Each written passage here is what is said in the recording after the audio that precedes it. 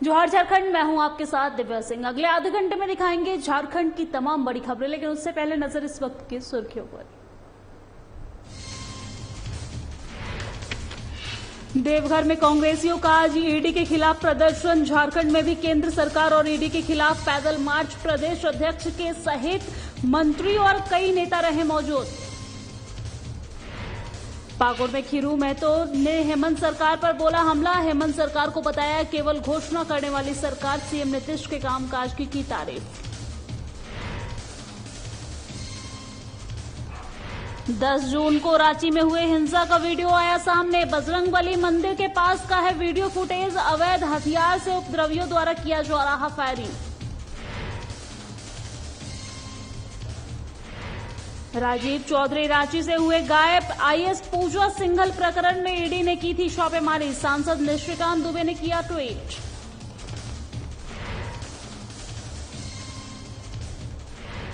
और हजारीबाग में निबंधन कार्यालय हुआ काफी जर्जर। कार्यालय का छत टूटने पर एक कर्मचारी हुआ घायल। लोगों ने कार्यालय को बरसात से पहले ही शिफ्ट करवाने की मांग की। चले खबरों की शुरुआत करते हैं। झारखंड प्रदेश कांग्रेस आज सड़कों पर उतरकर केंद्र सरकार का विरोध कर रही है और इस विरोध प्रदर्शन में कांग्रेस प्रदेश अध्यक्ष के नेतृत्व में सांसद, विधायक, मंत्री और कई कांग्रेसी नेता भी मौजूद हैं। आपको बता दें कि ईडी के द्वारा किए जा रहे राहुल गांधी और सोनिया गांधी पर कार्रवाई के विरोध में कांग्रेस पूरे देश में आज सभी राज्यों में राज्य भवन मार्च कर रही है। दरअसल नेशनल हेराल्ड मामले में ईडी द्वारा राहुल गांधी और सोनिया गांधी के ऊपर कार्रवाई की गई थी। राहुल गांधी से पूछताछ लगातार जारी है। वहीं 2 दिन पहले दिल्ली कांग्रेस कार्यालय में पुलिस ने भी वहां प्रदर्शन कर लोगों पर अपनी कार्रवाई की है, जिसे लेकर आज कांग्रेस सड़कों पर उतरी हुई है। बहरहाल झारखंड प्रदेश कांग्रेस के तमाम नेता कार्यकर्ता प्रदेश अध्यक्ष राजेश ठाकुर के नेतृत्व में आज मोरहाबादी मैदान में राज्य भवन पैदल मार्च कर रहे थे। इस दौरान उन्हें राज्य भवन तक पहुंचने नहीं दिया गया है, लिहाजा तमाम कांग्रेसी नेता राज्य भवन के पहले ही सड़क पर धरने पर बैठ गए और केंद्र सरकार और ईडी की कार्रवाई के खिलाफ नारेबाजी करने लगे हैं।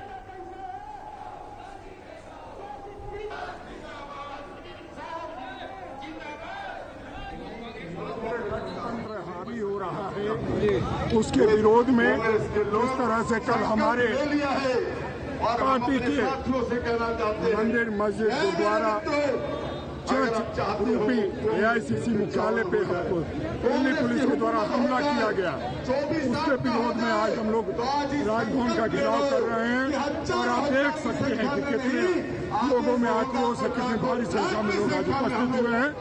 हम ये समझते हैं लोकतंत्र को लोकतंत्र में बदलने का जो प्रयास केंद्र सरकार कर रही है उसको किसी भी हालत में हम रोकने करेंगे।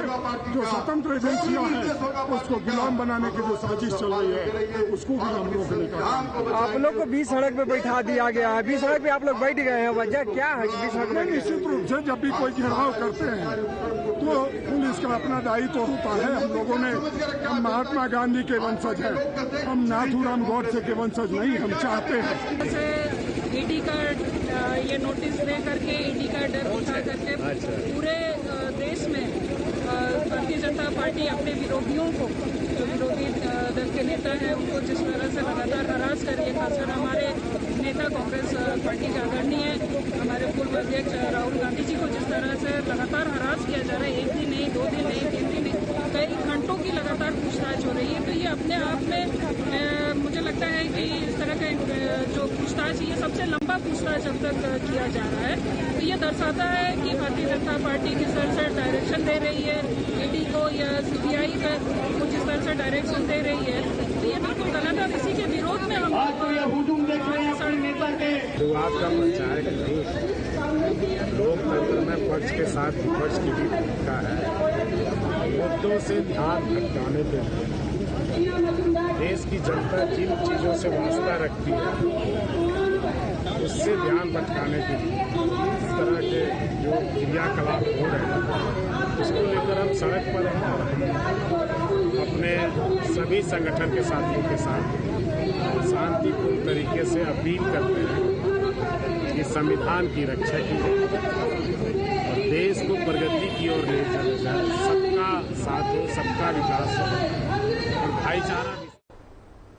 और हेमंत सरकार केवल घोषणा की सरकार बनकर रह गई है। सरकार के पास स्पष्ट कोई नीति नहीं है। स्थानीय नीति, विस्थापन नियोजन नीति और विस्थापन आयोग का अब तक सरकार गठन नहीं कर पाई है। ये बात राज्यसभा सांसद सह जदयू के झारखंड प्रदेश अध्यक्ष खीरू महतो ने परिसदन पाकुड़ में पत्रकारों को संबोधित करते हुए कही है। उन्होंने कहा है कि झारखंड सरकार कुछ नहीं कर रही है। यदि विस्थापन आयोग का गठन हुआ होता तो आज राज्य के लोगों को उसका हक और अधिकार मिलता। जमीन जाने की स्थिति में उनका लाभ राज्य सरकार के लोगों को मिलता। उन्होंने हाल ही में सरकार की ओर से राज्य भर में लगाए गए जनता दरबार पर सवाल उठाया है। कहा है कि जनता दरबार में भी रसूखदार और पैसे वालों को लाभ मिलता है। प्रखंड मुख्यालय से लेकर जिला मुख्यालय तक भ्रष्टाचार बढ़ा है। आज नतीजा यह है कि राज्य में ईडी सहित कई संस्था अपना काम कर रही है। उन्होंने कहा है कि जहां तक सीटीयू की बात है तो इसकी व्यवस्था राज्य सरकार को करते हुए बेरोजगार हो रहे मजदूरों को उसका हक दिलाना चाहिए। उन्होंने बिहार राज्य के मुख्यमंत्री के कार्यों की सराहना करते हुए कहा है कि बिहार में विकास दिखता है और बिहार के विकास मॉडल को केंद्र ही नहीं कई राज्य सरकारों ने भी इसका अनुसरण किया है। महिलाओं के आरक्षण की अगर बात करें तो सबसे पहले बिहार में ही 50% आरक्षण मुख्यमंत्री नीतीश कुमार ने दिया था। झारखंड सरकार ने तो पंचायत चुनाव में आरक्षण ही समाप्त कर दिया है। राज्य भर में जेडीयू संगठन को मजबूत करने का काम कर रहा है। सभी जाति वर्ग के लोग नीतीश कुमार के विकास मॉडल को पसंद कर रहे हैं। जाति आधारित जनगणना झारखंड में भी होना चाहिए।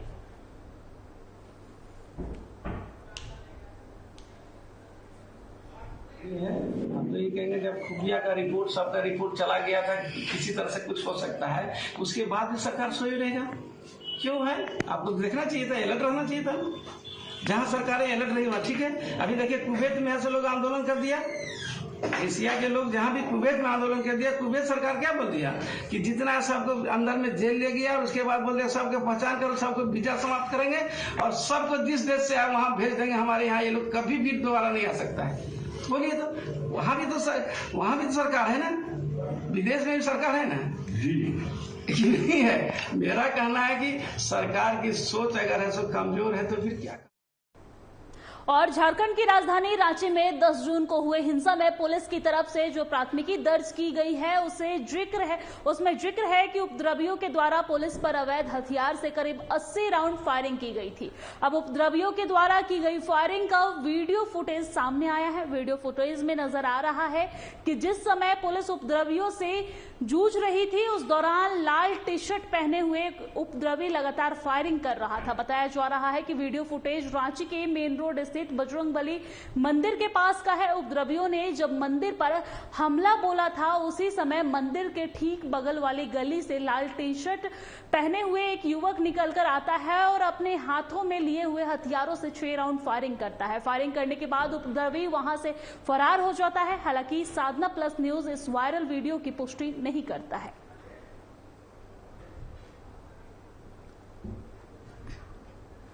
आप टीवी स्क्रीन पे देख सकते हैं कि किस तरीके से जब दंगा हो रहा था इसी बीच बगल वाली गली से एक लाल टी शर्ट में एक युवक आता है और फायरिंग करना शुरू कर देता है, जिसके बाद ये दंगा और भी बढ़ जाता है।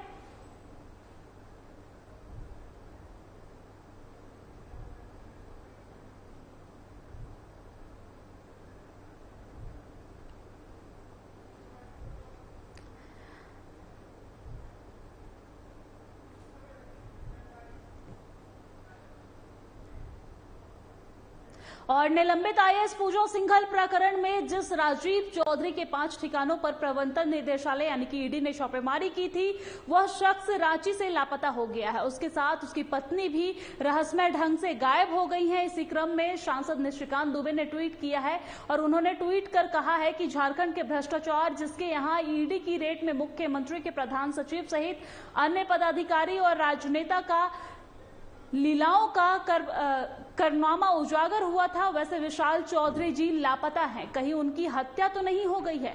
आपको बता दें कि आईएएस अधिकारी पूजा सिंघल प्रकरण में विशाल चौधरी के यहां 25 मई को अशोकनगर, हरमू, सासाराम समेत 5 ठिकानों पर ईडी ने छापेमारी की थी। ईडी की टीम रांची के अशोकनगर इलाके में स्थित विशाल चौधरी के आवास और उनकी company frontline and Vinayak groups के छापेमारी की थी। विशाल चौधरी आईएएस पूजा सिंघल के साथ मुख्यमंत्री हेमंत सोरेन, प्रधान सचिव अरुण कुमार एक्का के भी करीबी कहे जाते थे। इसका संबंध प्रेम प्रकाश और निशित केशरी के साथ भी था। इन दोनों की यहां भी ईडी की छापेमारी हुई थी। अभी प्रेम प्रकाश से नियमित रूप से पूछताछ की जा रही है। विशाल चौधरी के स्वास्थ्य विभाग समेत झारखंड राज्य बिजली वितरण निगम लिमिटेड समेत कई जगहों पर मैन पावर सप्लाई की थी। विशाल चौधरी के घर छापेमारी के बाद झारखंड मनरेगा घोटाले में कई और खुलासे होने की उम्मीद लगाई जा रही थी।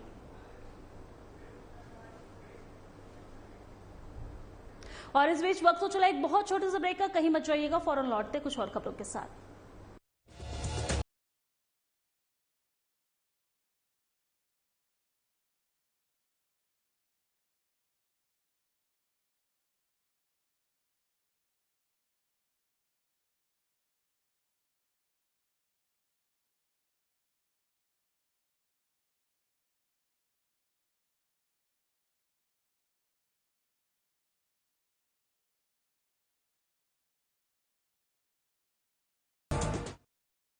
मैं हूं संजीव और मैं हूं दर्शन।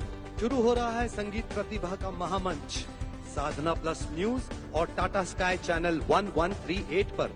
देखना न भूलिए हर शनिवार और रविवार शाम 8:30 बजे। सुर साधना, स्वर साधना, सुर स्वर साधना।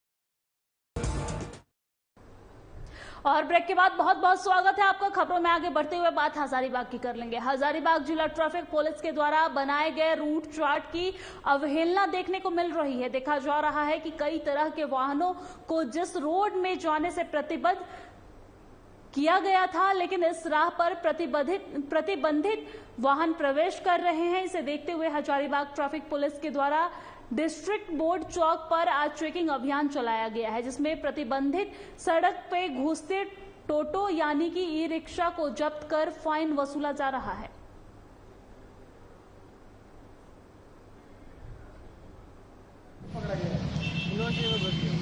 थी जानकारी पहले कि नो एंट्री इलाका है? जानकारी नहीं था। टोटो देखे कि टोटो आ रहा था, हम भी घुस गए। मेरे टोटो साइड पर कितना फाइन कर रहा है? 500 फाइन कर। और हजारीबाग के पुराना समाहरणालय भवन में स्थित हजारीबाग का निबंधन कार्यालय काफी पुराना हो चुका है, जो काफी जर्जर अवस्था में है। हालांकि हजारीबाग के पुराने समाहरणालय भवन से सभी तरह के ऑफिस को नए समाहरणालय भवन में शिफ्ट कर दिया गया है, लेकिन निबंधन कार्यालय में ज्यों का त्यों ही छोड़ दिया गया है, जिसका असर भी देखने को मिलने लगा है। आपको बता दें कि आज निबंधन कार्यालय का छत टूट गया है, जिसके कारण एक कर्मचारी को गंभीर चोट आई है। घायल कर्मचारी को आनंद फानन में इलाज के लिए अस्पताल ले जाया गया है। इस घटना को देखते हुए लोगों ने मांग की है कि जल्द से जल्द इस कार्यालय को बरसात से पहले दूसरी जगह शिफ्ट कर दिया जाए, ताकि आने वाले दिनों में इस तरह की घटना न घटे। पहले ये कि हजारीबाग की ये बहुत ही पुरानी बिल्डिंग है, 100 साल से भी अधिक की बिल्डिंग है और डायरेक्ट रास्तों का ये एक मुख्य स्रोत है निबंधन कार्यालय हजारीबाग। और इसमें आज की जो दुर्घटना है बहुत ही दुर्भाग्यपूर्ण है। सुधीर कुमार जो यहाँ के बहुत पुराने एम्प्लॉई हैं, बहुत कर्मठ कर्मचारी हैं यहाँ पर के कारण, उनके माथे पे चोट आई है। अभी हॉस्पिटल गए हैं, उनका अल्ट्रासाउंड एक्सरे होगा, उसके बाद ही पता चल पाएगा कि उनके और गुमला जिला प्रशासन और जनता के बीच दूरी कम करने के लिए जनता और प्रशासन के बीच में आपसी संबंध बेहतर कायम करने के लिए पुलिस ने एक बेहतर कार्यक्रम तैयार किया है, जिसके तहत पुलिस गांव में जाकर जनता के साथ बैठक कर गांव की समस्या का समाधान करने का काम करेगी। गुमला एसपी के निर्देश पर यह कार्यक्रम चलाया जा रहा है। इस कार्यक्रम की शुरुआत सदर प्रखंड के घोर नक्सली क्षेत्र माने जाने वाले वृंदा पंचायत से की गई है, जिसमें 9 टोले के हजारों लोगों ने इस बैठक में भाग लिया और पुलिस प्रशासन के बीच निर्भीक होकर अपनी समस्या को रखा है। इस संबंध में गुमला थाना प्रभारी मनोज कुमार ने बताया है कि बेहतर स्वच्छ और निर्भीक प्रशासन बने, इसके लिए प्रशासनिक स्तर पर प्रशासन और जनता के बीच दूरी को कम करना जरूरी है। समाज के डायन बिसाही जैसे अंधविश्वास कृति आज भी विद्यमान है, इसको दूर करना जरूरी है। इसके लिए शिक्षा और व्यापक प्रचार प्रसार की जरूरत है। थाना प्रभारी ने कहा है कि ग्रामीणों की मांग है कि प्रशासनिक बैठक गांव में ही हो, ताकि गांव की समस्या तुरंत गति से निदान हो सके।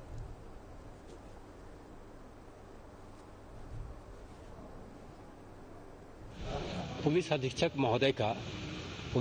महोदय गुमला का एक निर्देश है कि प्रशासन को गांव-गांव तक जाना चाहिए और गांव में बैठ के उसकी समस्या को सुनना चाहिए।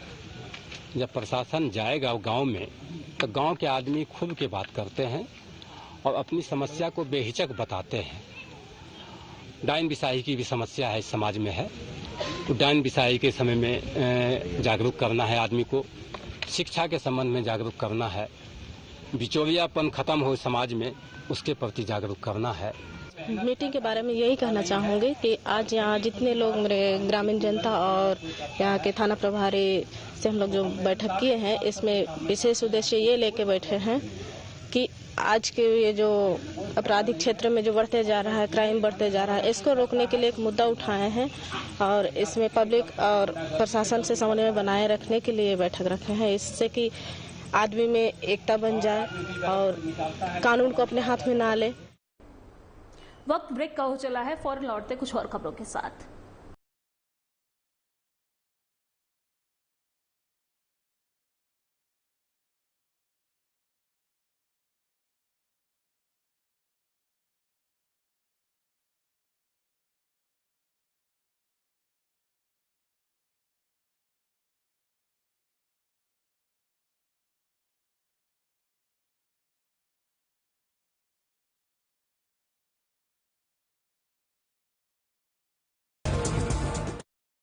मैं हूं संजीव और मैं हूं दर्शन। शुरू हो रहा है संगीत प्रतिभा का महामंच साधना प्लस न्यूज और टाटा स्काई चैनल 1138 पर। देखना न भूलिए हर शनिवार और रविवार शाम 8:30 बजे। सुर साधना स्वर साधना सुर स्वर साधना।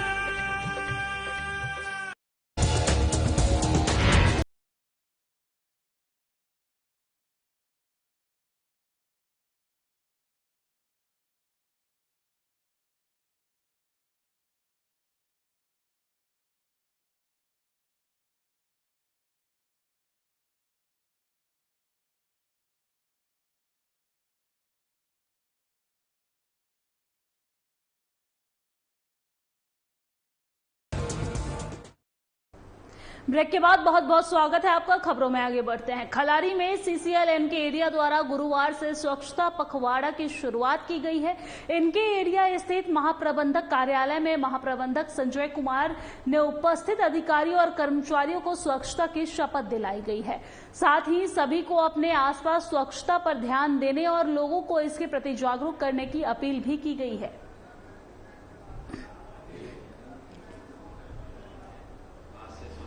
का शुरुआत होने जा रहा है, जिसमें इसकी पहली कड़ी है शपथ ग्रहण लेना। और यह पखवाड़ा चूंकि बृहद रूप से किया जा रहा है, उद्देश्य है आजादी का अमृत महोत्सव। ये हमारा 75वां स्वतंत्रता वर्ष चल रहा है, जिसको कि आजादी का अमृत महोत्सव के रूप में लिया गया। और पतरातू प्रखंड के पंचायत कटिया बस्ती में गुरुवार को 2 आंगनबाड़ी केंद्र का उद्घाटन किया गया है। आंगनबाड़ी सेविका रेखा देवी, ग्राम कटिया बस्ती पंचायत के मुखिया किशोर कुमार के द्वारा फीता काटकर नारियल फोड़कर उद्घाटन किया गया है। इस उद्घाटन कार्यक्रम में पंचायत के सभी जनप्रतिनिधि ने शिरकत की है। मुखिया किशोर कुमार ने कहा है कि आंगनबाड़ी केंद्र नहीं रहने से बच्चों को पढ़ने में बैठने में काफी दिक्कतें होती थी। सेविका सहायिका के द्वारा नए आंगनबाड़ी केंद्र की मांग की गई थी। अब क्षेत्र में 2 आंगनबाड़ी केंद्र होने से अब बच्चों को किसी तरह की कोई दिक्कत नहीं होगी।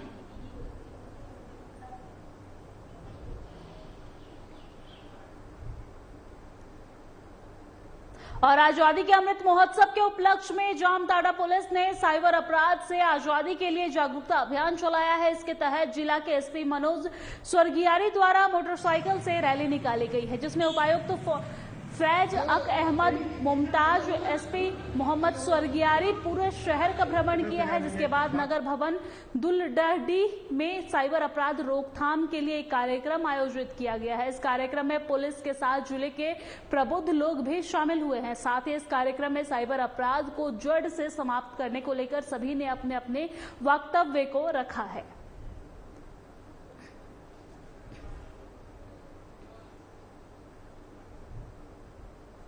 और बात देवघर की कर लेंगे। देवघर के रोहिणी शहीद स्थल पर शहीद दिवस मनाया गया है। बताया जा रहा है कि यहां कोरोना काल के दौरान पिछले 2 सालों से किसी भी प्रकार का आयोजन नहीं किया जा रहा था। गौरतलब है कि 1857 के क्रांति के दौरान यहां स्थित एक आम के पेड़ पर 3 स्वतंत्रता सेनानी सलामत अली, अमानत अली और शेख हारो को फांसी पर लटका दिया गया था। आज शहीद दिवस के मौके पर रोहिणी शहीद स्थल के कमेटी मेंबर सहित दर्जनों गणमान्य अतिथि ने तीनों स्वतंत्रता सेनानी के मूर्तियों पर माला पहनाकर और उन्हें श्रद्धांजलि दी है।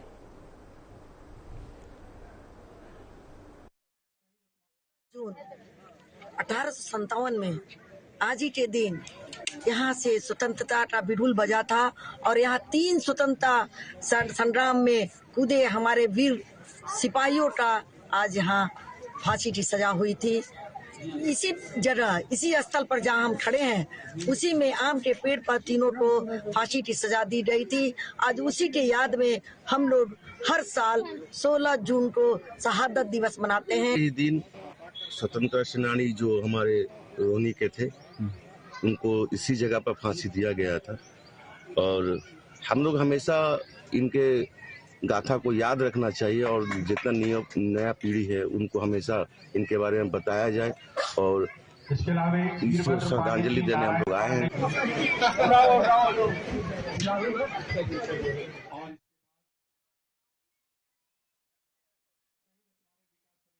और सिमडेगा में जिला परिषद अध्यक्ष और उपाध्यक्ष की चुनाव प्रक्रिया संपन्न हो गई है। आपको बता दें कि त्रिस्तरीय पंचायत चुनाव संपन्न होने के बाद सिमडेगा में जिला परिषद चुनाव को लेकर सुबह से ही गहमा गहमी का माहौल देखने को मिल रहा है, जहां पर पहली बार झामुमो, कांग्रेस, झारखंड पार्टी और बीजेपी के समर्थित उम्मीदवारों ने संयुक्त रूप से अपने मत का प्रयोग कर रोष प्रतिमा सोरेंग को जिला परिषद अध्यक्ष के रूप में चुना है, जबकि बीजेपी समर्थित सोनी कुमारी पैकरा की उपाध्यक्ष बनी है। वहीं दोनों को सिमडेगा उपायुक्त के द्वारा शपथ दिलाने के बाद प्रमाण पत्र दिया गया है। सभी जनताओं को दिल से धन्यवाद देना चाहूंगी। इसके बाद जनता के लिए मैं खड़ी हुई हूँ। जनता ने मुझे प्यार दिया, जनता ने मुझे जिताया, जनता ने मुझे चाहा। जनता के जिस प्रकार मुझे जिताया मैं उसी प्रकार खड़ा उतरूंगी और जो भी विकास का काम होगी मैं गांव का अंतिम व्यक्ति का तक पहुंचाने का। ऐसा कोई समझौता हुआ है क्या 2.5 साल का? ऐसा बात नहीं हुआ सर। जीत तो मेरा 17 तारीख को हो चुकी थी। मैं कुर्डेक से जिला परिषद सोनी कुमारी पैकरा। आज मैं सभी का आशीर्वाद से और सभी का सहयोग से, सभी दल का सहयोग से आज मैं यहाँ पर खड़ी हूँ।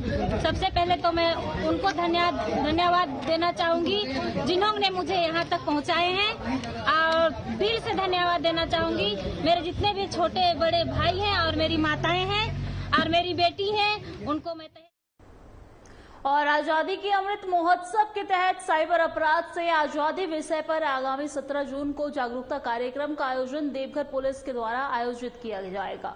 इसे लेकर देवघर एसपी सुभाष चंद्र जाट ने आज प्रेस वार्ता का आयोजन कर कार्यक्रम में विशेष रूप से जानकारी दी है। देवघर एसपी सुभाष चंद्र जाट ने कहा है कि 17 जून को सुबह 9 बजे से रात 9 बजे तक साइबर अपराध से मुक्ति विषय पर विभिन्न कार्यक्रम का आयोजन किया जाएगा, जिसमें जागरूकता रैली, वीडियो प्रमोशन, ज्यादा से ज्यादा लोगों की भागीदारी बढ़ाने के लिए क्विज प्रतियोगिता, पोस्टर मेकिंग प्रतियोगिता अधिक आयोजन किया जाएगा। देवघर के विभिन्न थाने में भी यह कार्यक्रम का आयोजन किया जाएगा। देवघर एसपी ने कहा है कि साहिबा सेल के एक्सपर्ट के द्वारा लोगों को साइबर अपराध से जुड़े विभिन्न जानकारियां भी दी जाएंगी। मिनिस्ट्री ऑफ होम अफेयर्स का आज़ादी के अमृत महोत्सव के तहत cyber safety and national security, cyber अपराध से आज़ादी का अमृत महोत्सव प्रोग्राम, जिसके तहत झारखंड के द्वारा सीआईडी के माध्यम से आज़ादी का अमृत महोत्सव मैं हूँ ई-रक्षक प्रोग्राम का आयोजन किया गया है। इसमें बहुत सारे प्रोग्राम्स हैं जिसकी डिटेल हमने प्रेस विज्ञप्ति में जारी की है। ये एक प्रोग्राम है लोगों को साइबर अपराध के प्रति जागरूक बनाने के लिए, ताकि साइबर अपराध मुक्त समाज का एक। और मेरे साथ जोहार झारखंड की खबरों में फिलहाल इतना ही। देश दुनिया की तमाम खबरों के लिए देखते रहिए साधना प्लस न्यूज। नमस्कार।